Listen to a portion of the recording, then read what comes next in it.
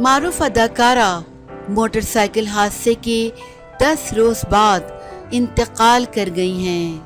मद्दाह गम से निढाल हैं।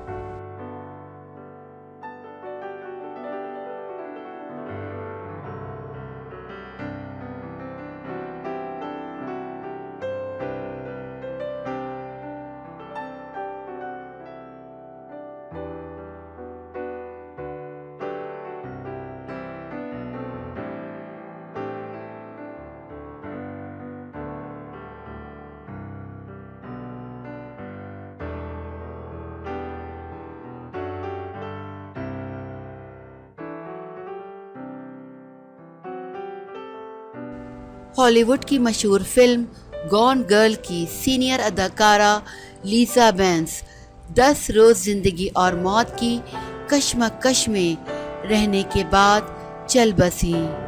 गुज़िश्ता दिनों न्यूयॉर्क में 65 साला लीसा बेंस को एक मोटरसाइकिल सवार टक्कर मारकर फरार हो गया था और इस हादसे में इनके सर पर शदीद चोटें आई थीं।